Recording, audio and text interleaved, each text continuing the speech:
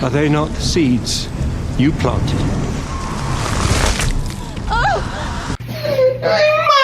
Mommy, give me your milkers. Numb fucked. Yay!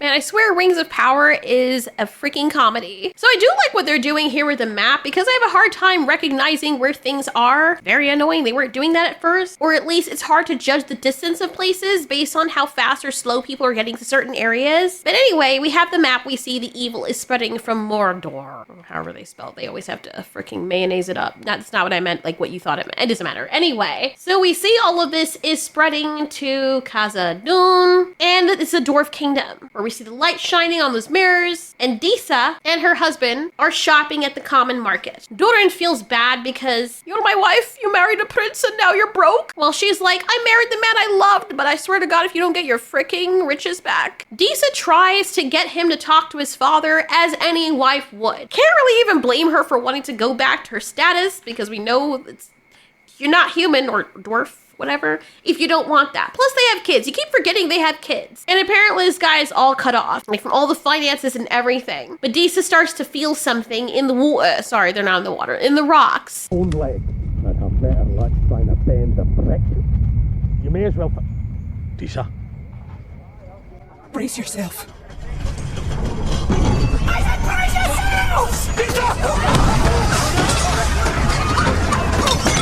We're trapped. Chaos ensues, and the mountain drops a big deuce on one of their bridges, killing a bunch of people. And this is really haunting, and honestly, the makings for the intro to a freaking thriller horror movie.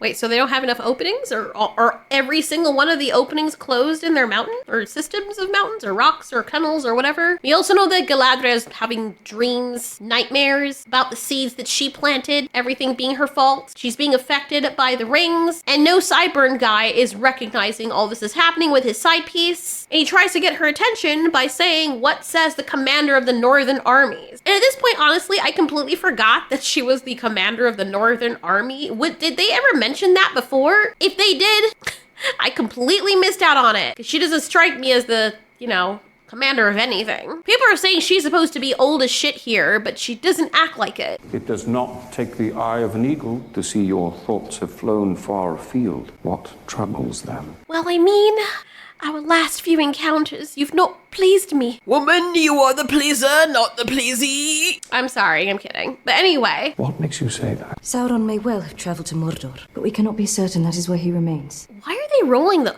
Mordor? I can't even say it. Perro. Mordor. Why did they say the both R's? Like, why can't I... Mordor. Whatever. I don't care. It just feels odd. What makes you say that? Sauron sees himself not as master of a barren waste, but of all Middle-earth. He seeks to rule it not only through conquest, but by bending the minds and wills of all its peoples to his own. Why is she saying this like it hasn't already been kind of established? Like, I don't know. I feel like I'm missing something here. Is this an exposition dump or something? I thought that was implied. Oh, well. So he's like, well, Sauron is alone without Aramir ally. Freaking Dracula looking ass. Region is protected by 2 rivers with miles of curtain wall of dwarven stone, 10 foot thick. Why does he speak like he's giving a speech or he's on a freaking stage doing an audition for Shakespeare? Did no one tell this guy what role he's gonna be playing? 10 foot thick. Okay, even if that's the case, he still was able to fool you guys as Halbrand. So why would this information settle Galadriel? Why would it even settle you, Mr. No Sideburn guy, knowing that Halbrand, whatever, Sauron has the ability to shapeshift or be other people? Rest assured, Celebrimbor and the secrets of his craft are safe. Are you being serious right now? Clearly they weren't, because he was able to get that close before. So why would you? Okay, so I would be okay with this if they hadn't previously had Hallbrand in with Celebrimbor, but they did. The fact that he was that close and nobody knew who he was, and then the guy follows up later with something that completely contradicts this statement. Someone that you had in your midst and you didn't even realize that they were the person that you now know they are, that should be enough for you to be at least suspicious and playing out the possibilities of anything happening with this person being so wily and having that skill set.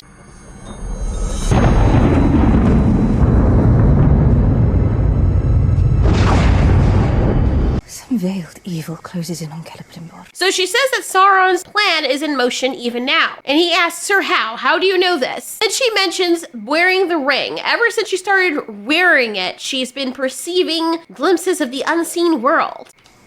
Perceived glimpses of the unseen world.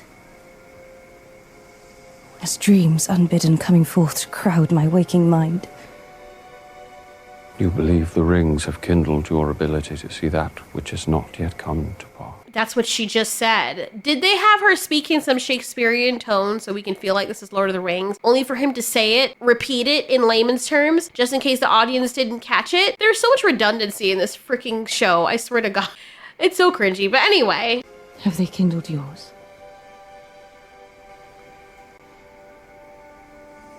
I have seen mountains crumbling, waters running dry, and clouds black gathering over white towers. Okay, so you having known all of this, for some reason you decide to then tell Galadriel that she's being stupid and that there's nothing to worry about. So if you saw all of that, okay, you could, let's just say he only thought it was a dream, it's not his fault. However, as annoying as Galadriel tends to be, she had said that she knew the evil wasn't gone and that Sauron was out there, and she has proven herself right, because of course, you would think that that would be enough of a reason to take what she's saying a little bit more seriously than you have in the past. Yes, she messed up, but she was still right with what was going on. Send me to Eregion. Galadriel, If Sauron is there, I will send word. cannot face Sauron again. It is said that once the deceiver obtains a being's trust, he gains the ability to sculpt their very thoughts, to deceive not only their heart and mind, but their eyes and ears, to alter their very reality. You have already been affected once. Yes. Watch, they're gonna make her go anyways. She's already proven that she can't handle it. So this also means that Celebrimbor, since he has Halbrand's trust, or had trusted him, that he's also in a position to be mentally subdued. But let's hear Galadriel argue for her case. He knows my mind. And I know his. Which is why I must face him. That's all you got? So Galadriel is standing there all dramatic, insisting that she's the only one who can face Sauron because she knows his mind and he knows hers. Okay, cool. But let's think about that for a second, right? No sideburn dude literally just said to her that Sauron can alter her mind once she gains his trust, or he gains hers, or something like that. Like, I'm guessing because she knew or didn't know it was Sauron that he was able to trick her because she learned to trust him. Running dry, and clouds black gathering over white towers. Then send me to Eregion. Galadriel, If Sauron is there, I will send word. Face Sauron again. It is said that once the deceiver obtains a being's trust, he gains the ability to sculpt their very thoughts. Now, I don't know who said this, but this isn't some light warning. He's saying the dude could literally mess with her perception of reality. And Galadriel, in all her wisdom, responds with, yeah, but Daddy, I know him. I'm the best person to stop him. No, honey, that's exactly why you're not the best person. Like, I don't know.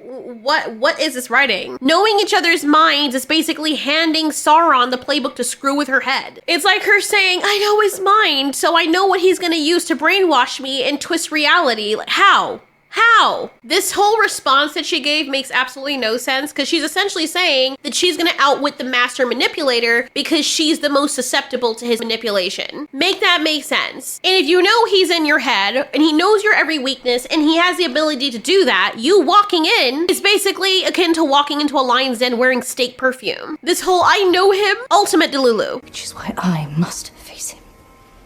Why I alone can slay him. You once considered him a friend. Halbrand was not. Sauron! Bro. She's not helping her argument at all. You forgot he's not Halbrand, he's actually Sauron. Oh my god, how could you do this? You cannot face him alone. Supposing I was not alone. Are we serious right now? So this just solves everything. Read this whole face he does. I can't. Wait. Ah, I'm sorry. You good? Her whole thing is, supposing I wasn't alone, like that somehow solves everything. But here's the thing, right? Sending Galadriel, who is explicitly vulnerable to Sauron's manipulation, with a group of other people, that's not solving anything. That's just adding more potential casualties. It's like sending the one person who's a walking target for mind control along with a bunch of people that trust that person and are not going to be expecting anything to happen to her. And we've already seen from the beginning of the freaking season, rather the first season, that she's a better fighter than all the other elves in the entire freaking world of elves. So then, yeah, suppose Sauron controls her mind and then she turns on them. They don't stand a freaking chance because she's just a better fighter than everybody else. And then you're going to have Sauron and Galadriel to deal with. It's so freaking stupid. I don't even know why. Also, I know people are probably wondering, how does her having other people around magically fix her susceptibility to Sauron's tricks? It doesn't fix anything. If anything, she's even more dangerous because now if Sauron gets into her head, she can also turn the whole group against each other, like I said. And she is basically acting as a Trojan horse in this situation. Also, here's the main thing that I don't understand, right? And that's why I say this freaking Gilgalad guy is so freaking stupid. Like, seriously, brother, in Christ, are you okay? Like, for real, how did he even get this role? Why send Galadriel at all? It makes no sense. From the start of the show, she's been reckless and impulsive and already way too emotionally compromised when it comes to Sauron. It's not like he doesn't know this, he even spells it out for the stupid audience. She has been a freaking liability. And if Gil-galad, whatever his name is, was thinking clearly, based on the fact that he just said everything he said, he wouldn't send her anywhere near Sauron. First of all, this bitch should be locked up with everything that she pulled. But he's like, no, you're susceptible to his mind tricks. I got an idea. I'll send you, but with people. You know? People much weaker than she is. Narratively, in my opinion, it would have made more sense if she just went rogue without his permission, because she does that anyway. You know, leaning into that reckless behavior, that's been her character's whole vibe. It would at least be consistent. But no sideburn guy is like, well, bringing buddies? All right, sure, why not? What exactly is the plan here? Which we know he's not good at making plans. I don't even know why I'm asking this question. Sauron! You cannot face him alone. Supposing I was not alone. Boy, if you don't get Anyway, Halbrand goes to Celebrimbor to try and pull some of his Riz game on this girl. He's all like, I'm here to say Celebrimbor. You asking me to leave, tight ass? No, nigga! Bro, look at how he's smiling at her. He knows damn well what he's doing. And she's like, oh, drenched. But Halbrand decides to stay there just in case Celebrimbor changes his mind. Evil look. She tells Celebrimbor, but he never got the message that Sauron is Halbrand or Halbrand is Sauron, which would have made a lot of sense to do because you just telling this guy, yeah, don't treat with this person again. You know, I felt like more urgency would be on this guy not to do the very thing that you told him not to do if you told him that the person who you're telling him not to treat is the freaking harbinger of death and destruction. I mean, that would have been something that people would not have left out. Anyway, the message that was supposed to get to Celebrimbor never got there. How sad to tell Celebrimbor that Sauron is Halbrand, vice versa. And I don't even know why this would matter because, I mean, I don't know the limitations of this guy's powers because it keeps changing, but Sauron can look like anything. If he can gain people's trust, he already gains Celebrimbor's trust to some degree. Once he's already done that, even if they don't trust him anymore, which we've seen is the case with Galadriel, can't he still alter reality? Anyway, so many inconsistencies. One thing I gotta say about Rings of Power is that they're, what in the face? Is that AI? What kind of, anyway, it doesn't matter. I don't know why I'm concentrating on that, but what? Okay. What? You know what? As I was gonna say, there's just too much going on. There are too many different stories and plot lines that we're following. And it's not that I can't keep up. I just feel like some of them are useless. Some of them are just there to fill in time for no reason. Like this guy brings back what people are calling feminem. I didn't know if it was a guy or girl at first, but okay, it's clearly, I think, Oh, well, I don't know. Breast isn't enough to tell anymore. But anyway, why didn't he bring back the others? No idea. Have you found him? I didn't just find him. I know how to capture him. Heal the curse upon our flesh, and I will bring you the Istar in chains. What makes you think a mortal like yourself could defeat an Istar when my most powerful acolytes could not? That's a good question. I want to know the answers to that question as well. And I know these people are writing it this way. His face. Mr. Shifu. I'm sorry. I'm so stupid. Anyway, what was I saying? I hate that I'm scatterbrained like that. What was I saying? God damn it. Wow, that just flew out my mind. Fucking ADD, man. I swear to God. His face threw me all the way off. Oh, yeah. Okay, I was saying, that's a good question, because the M&M feminine people had magic, right? And this guy apparently is immortal. So unless there's some Mandalorian shit going on, let's find out what the answer to that question is. I feel like I'm forgetting an important piece of information, but I guess it wasn't that important if I forgot it. The Istar will surrender to me. Because if he doesn't... Ooh, if he doesn't, what's gonna happen? He's gonna have some hidden magic? I will slaughter the halflings he calls friends. Are we being for real right now? I was waiting. I was legit waiting for something afterwards. Nope, that was it. That was that was the punchline. So, okay. We're supposed to believe that this is the big master plan to bring down an ancient, powerful being, which they know. They know that that's what this thing is, this stranger is. The wizard, right, the Ishtar stranger guy who is not Gandalf, or is Gandalf, we don't know. Maybe another version of him. He's this mystical force that's beyond mortal understanding, apparently. And somehow the best plan this mortal can come up with is to threaten his freaking friends. These are the same guys who couldn't take him down themselves. And they think it's a good idea that this powerful being, the only two people or one person he seems to care about, that you should threaten them so that he surrenders. That's what you're going with. Wow. Have you found him? I didn't just find him. I know how to capture him. Istar. So why didn't you?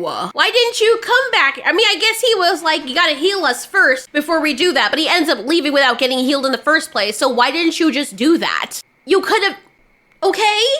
And then what if you go and you're like, all right, I'm gonna capture him by killing his friend. You know, if he doesn't decide to surrender. What if he's like, go ahead and kill him? Or what if you do kill him? Then what? Then what? Now you're standing with a very pissed off supernatural being that has nothing left to lose. Are you a fucking idiot? Jesus Christ. I'm more shocked that the guy who plays a stranger guy looks like this in real life. What a difference. What a difference beard, hair, and hair color makes. Gandalf daddy over here with his frickin' Cumberbatch representation. If he just shave his beard and, you know, get rid of some of that scruff, people wouldn't be asking you to surrender. They would just surrender to you. Or Nori's gonna have some serious spine problems if she keeps walking like that. I know the bag is heavy, but they're talking about names and he's like, no one can give you a name. It's yours already. Okay, we'll give them something to call you then. So those horsey guys, the mask guys, keep chasing them. And the hobbits, sorry, the Harfoot, whatever you call them, know how to hide. Now, Nori played this part really well, but I would like to know what this guy was looking at when he saw the rock. Because he looks straight at this thing. But then after he looks, he's like, I guess it's just rock. When it clearly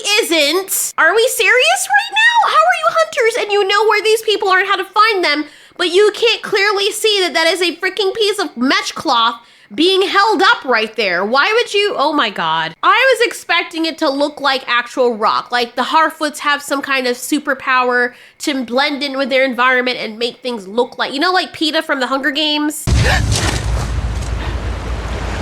Oh my God, PETA! PETA! Give this man a freaking medal. How did he know? First of all, this movie, how did he know what the rock looks like? How? Can we, no mirror, no nothing. Let's just like, I just know how to camouflage my freaking skin. You weren't using paint or paste. How, brother? Anyways, I could have understood if the Harfeet knew how to do this, but bruh. What, in the shower curtain for a homeless Californian person? That is not, Are these people? Why am I trying so hard, bro? I don't even know.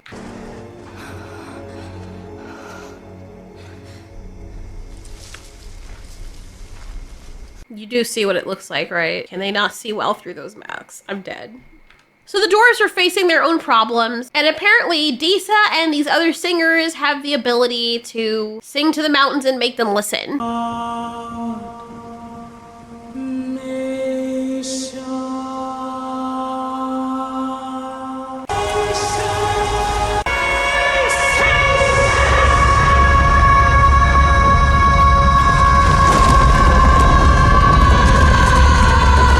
You know that saying, it's not over till the... Why are they looking at her like, bitch, we told you to stop. You were so fucking off-key that we're now dead. Good job, Disa. I'm sorry, I shouldn't have deep-throated my husband right before I sang. This other guy's like, I guess I'm gonna dig, you trifling freaking thought. You could have waited. And of course, a drama about the dad not wanting to apologize and the son not wanting to apologize. And of course, this is the prince. But I don't know how things work in dwarven society, but even though he's outcast by his father, the fact that they're freaking punching this guy and they're able to get away with it is crazy to me. I'll bite it off at the knuckle. Eh? Lay your finger on me again. I'll bite it off at the knuckle.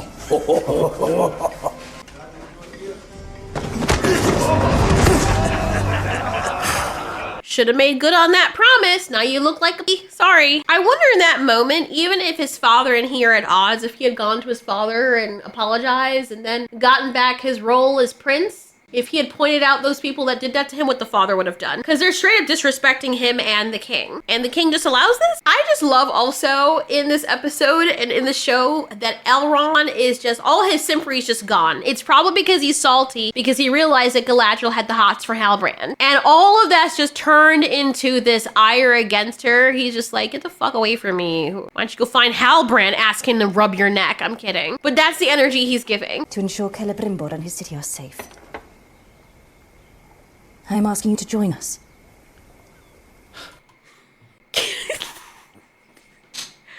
Bro, why is Elrond so hot right now? There is nothing more attractive than a guy that does not give a fuck and doesn't simp over this shit. I love it. I love it. Like, look on his face like, you're what now? He just laughs and he's like, oh yeah, okay.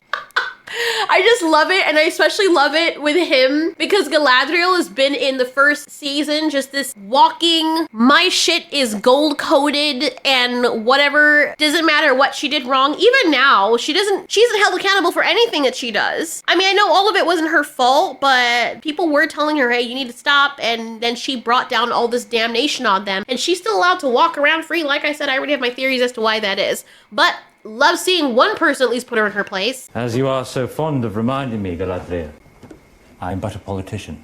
And as such, you have the High King's trust.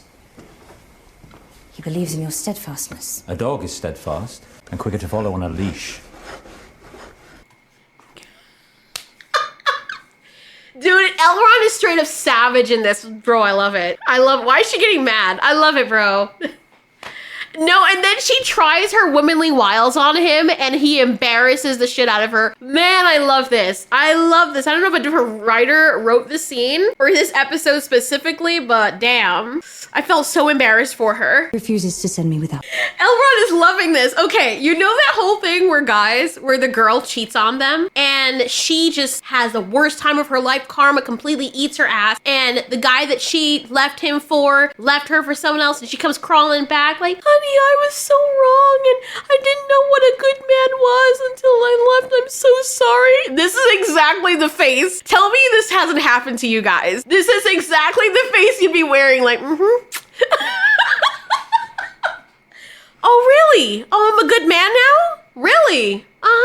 Okay. So Big Dick Tyrone next door. And you weren't thinking that when you were getting, okay. Yeah, I see how it is. Tell me more. Grovel some more so I can reject you like you did me. And why is that? You know the reason. I'm asking if you know it.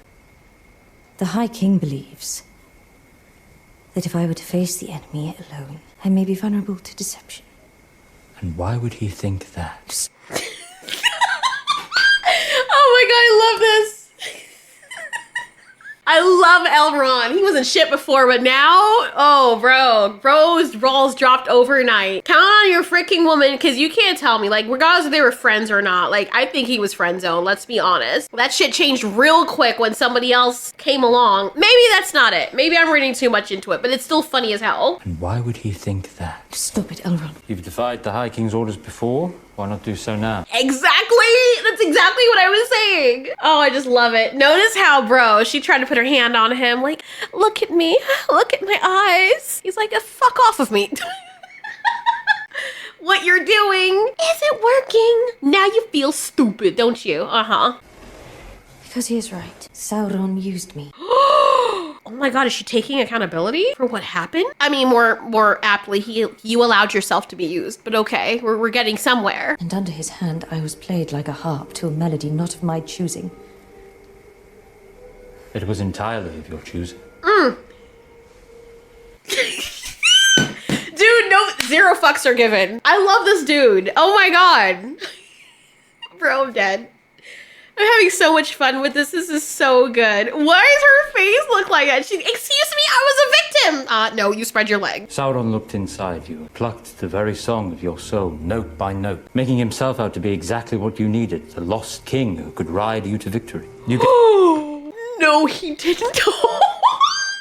Lost king who could ride you to victory. I'm dead. Oh my god. Oh my god. I'm so embarrassed. Why am I blushing? Like, dude, it's so the shame would kill me. I would leave so fast. I'd be like, oh my god, this is embarrassment. The embarrassment would make me just give up on everything and be like, you know what? Yeah, I'm gonna leave because this is too much. This is too much. Oh.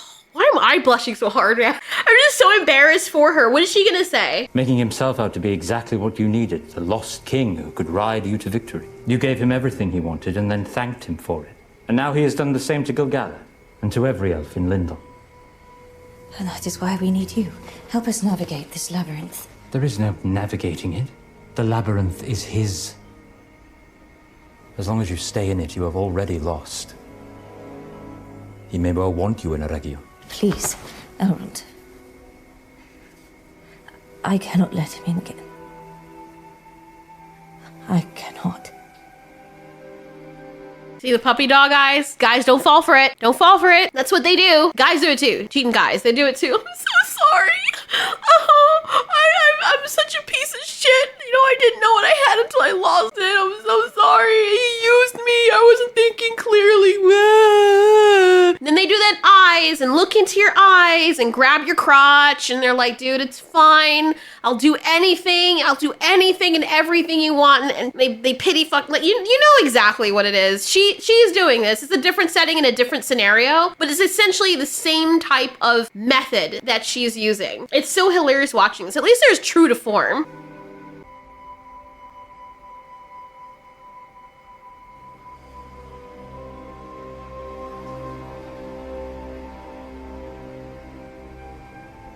Don't fall for it. Come on.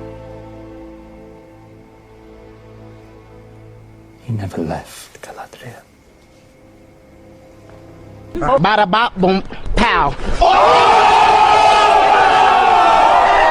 Bro is locked on to his freaking mission. He's like, you all chose to wear those rings, so now you're all his collaborators. Get your hand off me and figure it out. I will have no part in it. You promised me once that if but a whisper of a rumor of what I feared proved true, you would not rest until it was put right.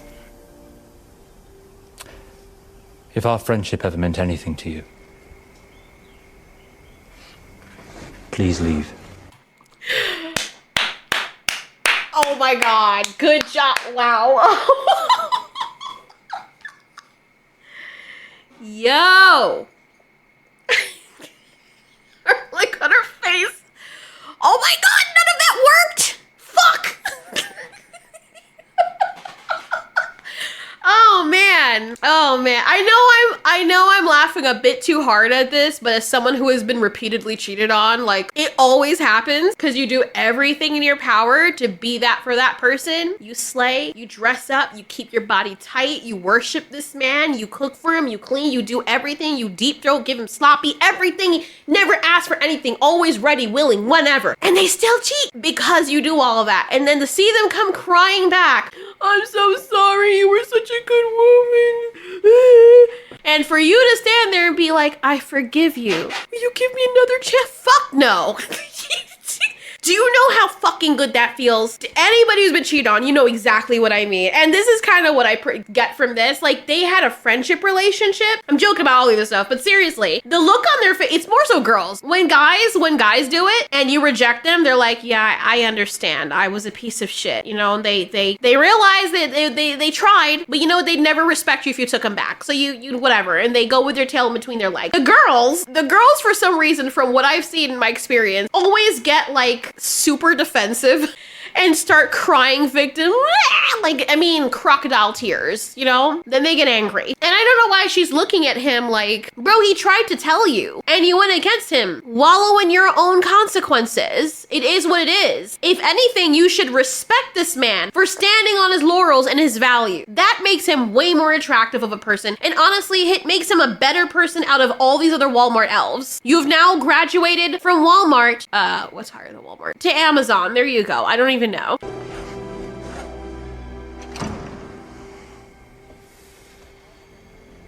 I know it hurts, Daddy, but you did the right thing. You did the right thing. You showed your strength. You stood on your dick and you said, no, enough is enough. And you didn't show her any weakness. Good job. You passed the test with your Donald Trump looking haircut. Voice that could make the very sun weep tears of fire. Oh, all these freaking speeches, man. They're making my ears bleed. But this guy who shaved his... You should put it back on, bro. Anyway, he tells Elrond something and tries to win him over. He's the wisest and oldest elf, yet he fell into the rings as well, which is weird because I thought that the story of Lord of the Rings was that the rings were meant for good, or maybe they were just wearing them, you know, to unite them and to help the realm.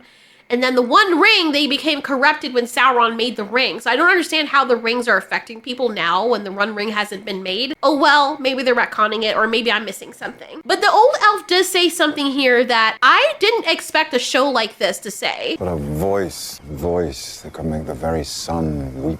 Wish I could know your peace. You can. So the old elf shows him some magic, and he says, we do not fully understand these rings, but look at the power that they exert over every form of life. In Sauron's hands, they're bad, but think about all the good that they could do. We're wise to fear the power, but do not let that fear blind you from the ways that it can be used for good. I guess you could apply that to many things that you can use to mow down people with. Cars, knives, firearms, AI. Funny, whenever you have something good, it's always used for evil, but then you can purport it for good later on. It's like a sandwich effect, you know? And I think that's what this guy is saying. He said, don't fear your friends, but guide them. If you think that they're being corrupted, then help them. Well, that would be easy, sir, if they actually listen to him. Master Círdan, I cannot trust these rings. What is beauty when it is born in part of evil? No less beautiful. Not to me. Would you cast Rumil's verses into the flame because the poet was a drunkard? Rumil was a drunkard. Do not ask of Diaron. Oh, insufferable. But a voice that could make the very sun weep tears of fire. Judge the work, and leave judgment concerning those who wrought it to the judge who sees all things. And I think that is so well put, especially for today. And the irony lies in Tolkien. We just heard him mention that an elf who was a drunkard could still make beautiful music, essentially saying don't throw out the art because the artist was flawed. The irony here is just freaking dripping when you look at how some modern critics treat J.R.R. Tolkien. People today love to pick apart his works because of perceived or real flaws in him as a person, but if we applied the old elf's wisdom, maybe we could appreciate the art without digging so hard to condemn the person behind it. This article by NBCnews.com touched on this too. Now, I don't know funny thing, like as soon as I went into the whole Lord of the Rings thing, that's when I started hearing some of this stuff. People didn't like Tolkien. I was wondering, okay, why? I know that his work is greatly appreciated, but what is it about him that people now have an issue with? The claim is that Tolkien's work is racist because Sauron is associated with darkness, orcs are described in a derogatory term, and the good characters tend to be white or European looking, while the evil ones are vaguely coded as non-European. And while it's true that Tolkien describes some of his creatures in ways that might make modern people uncomfortable because everything makes them uncomfortable nowadays, honestly,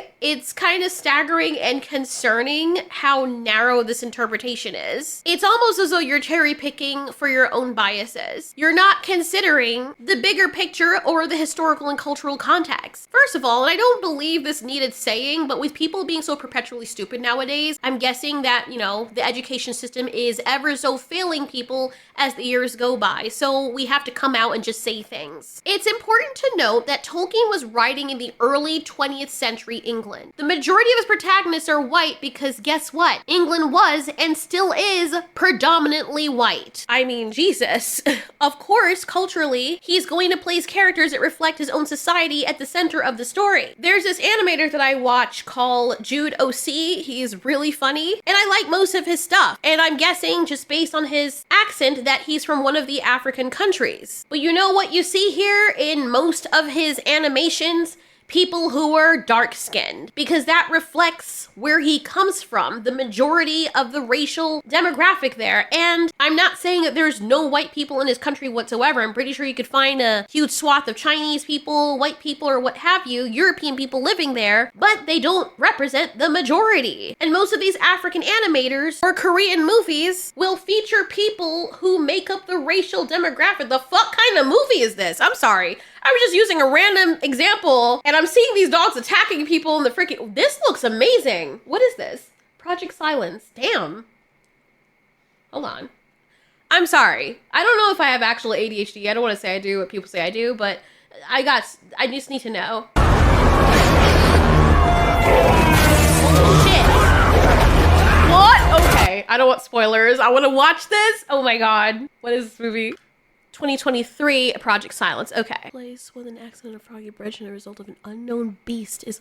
Sorry, before I got distracted by that movie I definitely want to see, the point I was trying to make is in Korean movies, Korean dramas, Japanese dramas, Indian dramas and movies and entertainment, the majority of people that are portrayed in protagonist roles are going to be the majority of the racial demographic. This doesn't mean that he's pushing, or Tolkien is pushing, some agenda of white equals good. It's just that his setting was influenced by people and cultures he knew. It's the same reason why literature from other parts of the world features protagonists who reflect, as I said, with the movies and entertainment, the ethnic majority of that region. No one calls Journey to the West racist because all the characters are Chinese, right? I mean, nowadays, maybe they would, because apparently people have a problem. People like the dumbass from .esports saying that a game made by Chinese developers that have mostly Chinese people in them has lack of diversity. What do you mean by lacking diversity? What do you mean? Do you want to see other mammals with opposable thumbs inside the game? Do you want to see chimpanzees, orangutans? This isn't Planet of the Apes, this is Sung Wukong. This is why I always say game reviews are a joke. Never judge the game by the reviews. Always play the game for yourself or watch somebody with an unbiased opinion that plays the game. I've never seen such an horrendous take in my life. It's blackness, lack of diversity. Have you played the game? Let me show you. This is a tiger, this is a wolf, this is a bear. This is a girl who can even transform into a dragon. And this isn't... I don't even know what its species is. Okay, now it's your turn. Explain what you mean, lack of diversity. As if they're trying to say that all Chinese people are the same and not diverse, like what certain people said about the black community in America. And by the way, what you all know, but most people don't know, unlike the African-American community with notable exceptions, the Latino community is an incredibly diverse community with incredibly different attitudes about different things. You go to Florida, you find a very different attitude about immigration in certain places than you do when you're in Arizona. So it's a very different a very diverse community. Yeah, let's discount all the different cultures and ethnicities and people from those areas. By the way, Google your shit is fucked, because I was asking what country had the majority of black people in the demographic. Wasn't necessarily asking for which had the highest number of African ancestry. And this was at the top of the freaking search results. That is not what I asked. Why is that one of the results? Seriously? Now to the claim that Sauron and his minions are tied to darkness and non-European traits.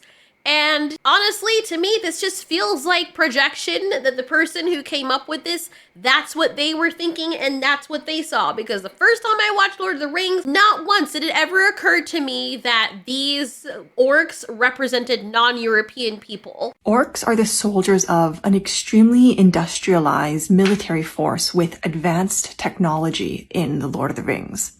But in most other fantasy stories that adopted the concept of orcs, they have been changed into this sort of culture of tribal savages, which is really interesting and troubling to think about. This is, of course, not to say that the depiction of orcs in Lord of the Rings is not problematic, because it really is. There's tons of scholarship about how racist the depiction of orcs in Lord of the Rings is. But I saw a post earlier talking about this, how other conceptions of orcs really make them into these tribal savages, and that is also interesting to think about.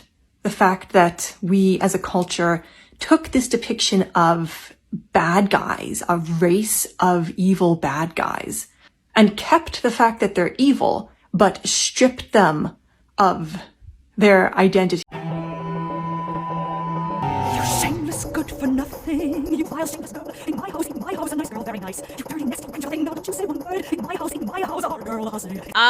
Yeah, like, bro, that's what happens when you have too much race on the brain. And maybe that's the way that you're seeing them, but that doesn't mean that that's the way everybody else does. Yes, Sauron's forces have been associated with darkness, as we see also in Rings of Power, but it's symbolic, because in Rings of Power, even though they showcase this throughout, they seem to be leaning into the whole, oh, the orcs are oppressed situation. And I don't know, really hope they don't fully go there with it, but that seems to be where they're headed. And even I know that darkness in literature has been a metaphor for evil and ignorance and all the heinous things you can think of, and chaos and destruction long before even Tolkien. It's a universal theme, not a racial one. Now, I don't know how much of this is true, but as I was looking through for this video, some of the things that Tolkien said, people were claiming that he wrestled with how to portray orcs, and apparently he was deeply troubled by any idea of them representing real-world people. Orcs were actually meant to embody the dehumanizing effect of industrialization and war, something that Tolkien apparently experienced firsthand in World War I. And what's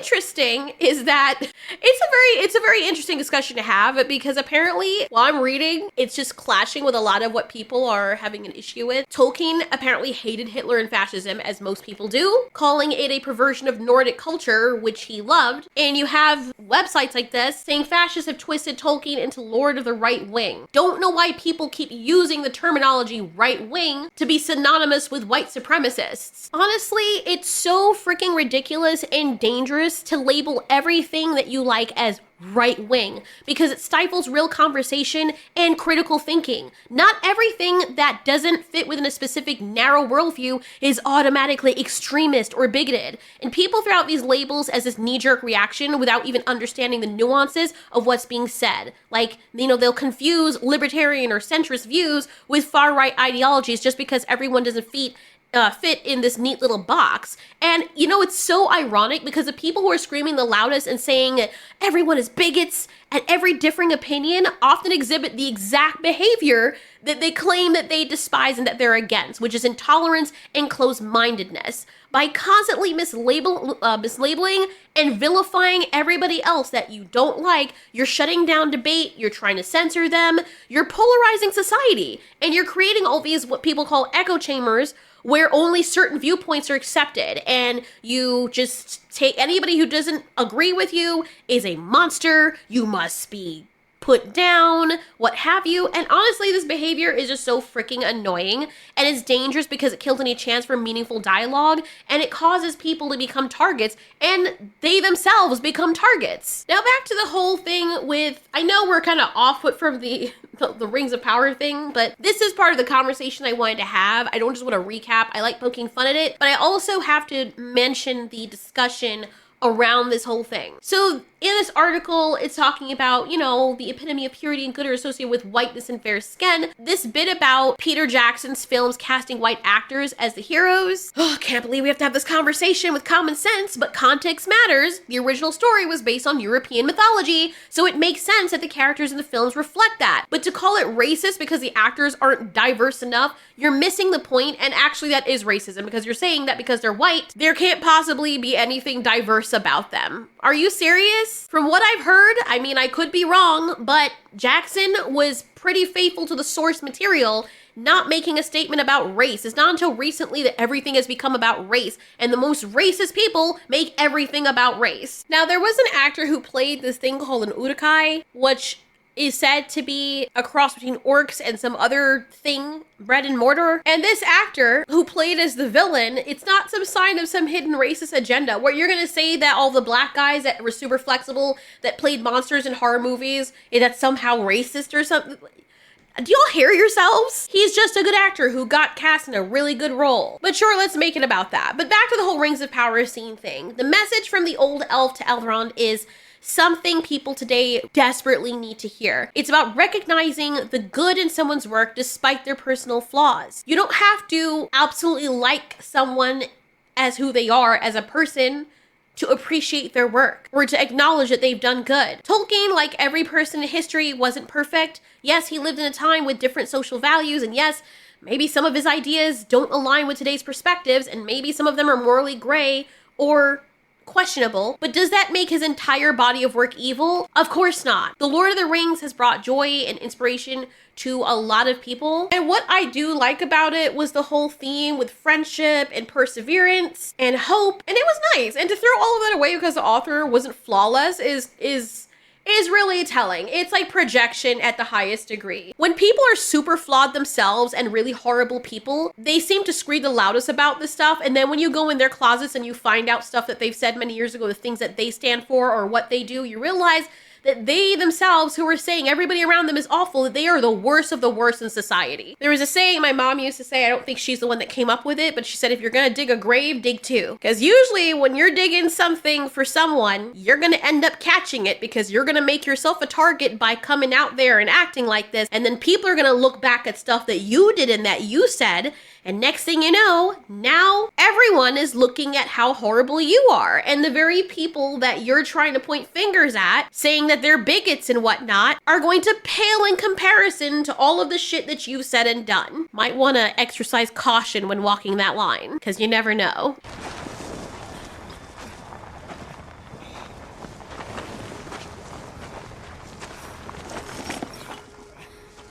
You need to rest. I mean, it would probably be easy to do if he wasn't pulling your chunky asses. You're all tired, and you're making him pull you like a freaking horse. Wake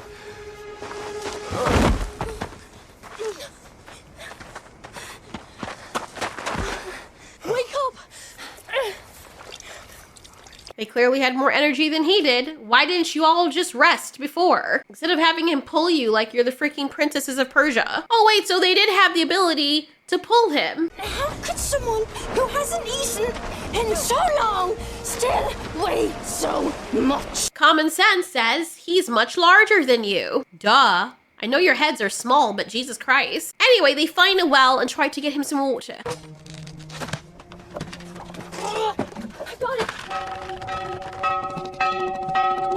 So that bell starts going off, right? First of all, Poppy continues looking at it. The both of you don't need to be there to feed this man water. Come on.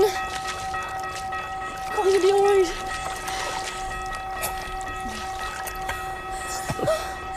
Now that he's okay, someone want to get the freaking rope before it falls into the freaking well? Not just that, maybe you want to grab it so it doesn't make freaking noise, but no, these people are too stupid to think. Their heads are way too small. Surprise, surprise, you made noise knowing that people were hunting you and that sound can be heard from many miles away. This looks like AI. Now they have issues, and of course, he's like, I'm gonna use a shepherd's staff, and since you threatened my friends, I'm gonna exercise my power, make a big-ass freaking tornado, and blow everybody away. But because he can't control his powers, Nori and Poppy get blown away too.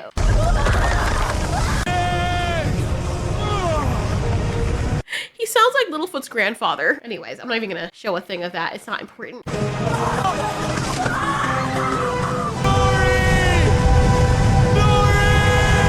I love how the only person he's calling for is Nori, like Poppy doesn't exist. He's like, fuck Poppy. Nori, where you at? The both of them blew away and he's just like, Nori! Oh my god, that's funny. You know, to hell with Poppy. She's not important. I mean, to be fair, that's the only person he actually cares about. And the only reason he cares about Poppy is because it's Nori's friend. But still, that's kind of cold. Quite invisible. Our visitor, is he still... The night is cold, my lord. She wants to bring him a shawl. So Halbrand is still watching.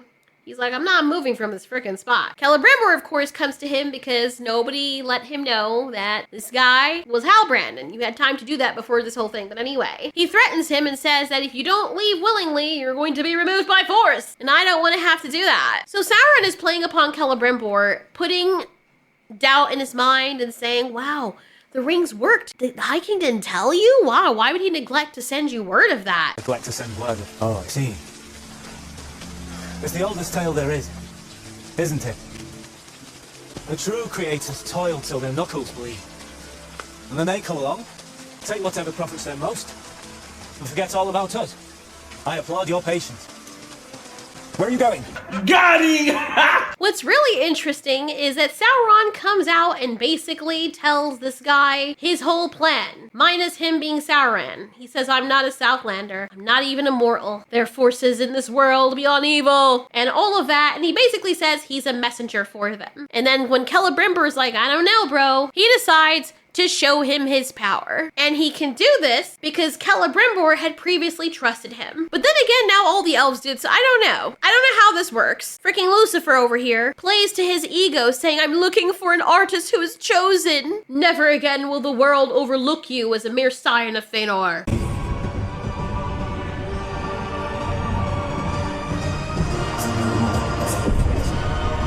What in the Jesus?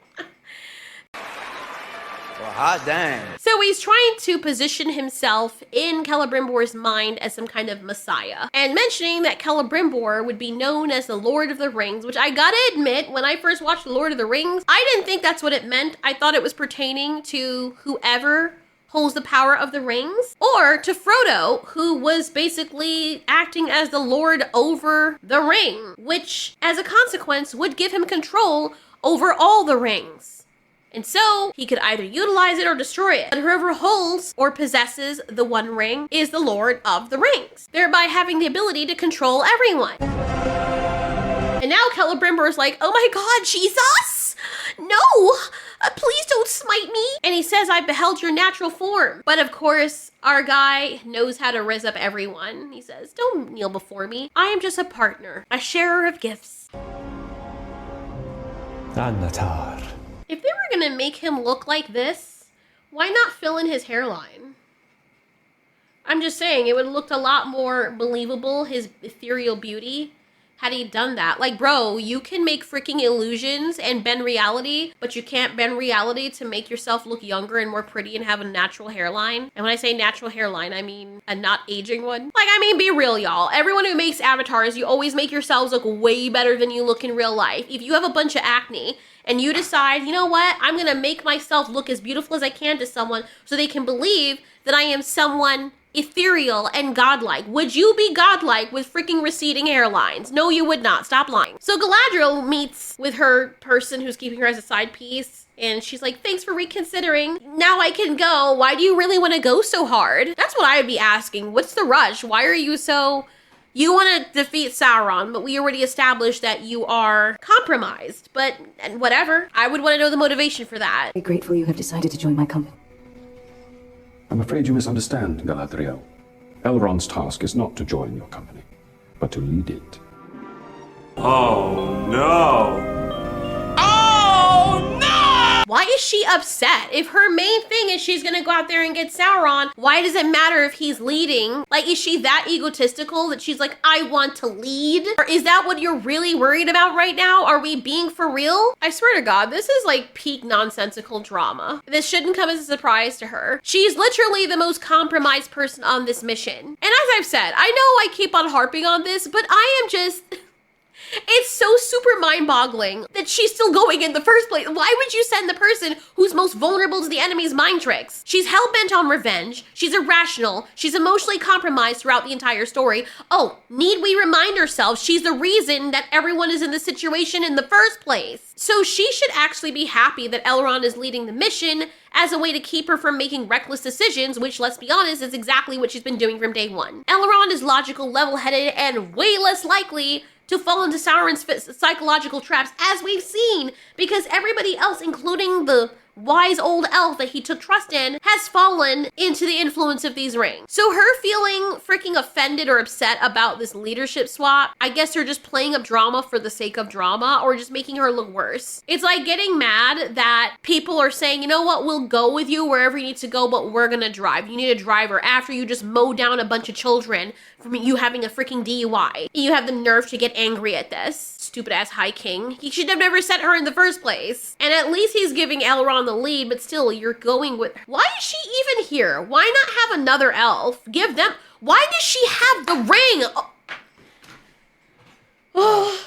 Well, that episode ends with Disa and Durin getting an invitation that looks like a crab wrote it with its freaking eyeballs. And it's apparently some invitation from Lord Celebrimbor. And this is already what you think it is. He is going to invite the dwarves there so he can make the rings, and that's how it starts. As someone who doesn't fully know the lore, and don't tell me, you should go look at the lore so, you can have a better understanding. No, bitch. That's what the freaking writers are supposed to do. That is their responsibility for people who are coming from the outside who are not familiar with this. But even though I like it for, as I said before, Sauron, and I do like Disa and Durin, and I'm liking Elrond now that he has a freaking set of balls that are pulling on him so freaking tightly, it's making his hairline go further back. But the pacing often feels a little bit annoying, and everything kind of feels cluttered with all these different characters and filler plots that I get why they're doing it, but it just feels bloated. The other thing that's really weird sometimes, they don't do it all the time, but the majority of the time I find they do it. The writing tries to inject gravitas into every little moment, and it ends up feeling so pretentious and overdone, like they're trying too hard to make everything important. Not every single scene needs to be a dramatic monologue. Look at how intense, and I know this is intense, but some of the characters, look at her look. Like, she's trying so hard to be, hurt. It just feels over dramatized. Make them react like real people. Like, I know that these are elves, but you already made them look like they're freaking Kmart workers. And I don't mean it's a slight as Kmart workers. Elves are not supposed to look like us. You're supposed to make them look a little better, dude. And if they balance all this tension with natural flowing dialogue instead of over Shakespeareing every single thing, it would make sense. Is it the worst show? Definitely not. And the scene or the episode that I watched after this were a little bit better. And it's still funny because you end up laughing at things when you're asking questions. I do like Celebrimbor though. He's one of the characters I actually do like. But Sauron, still rooting for Sauron, man. This is Sauron's game. This is not supposed to be what's supposed to happen. He's the bad guy, but you've made the other characters so freaking stupid that we have no choice.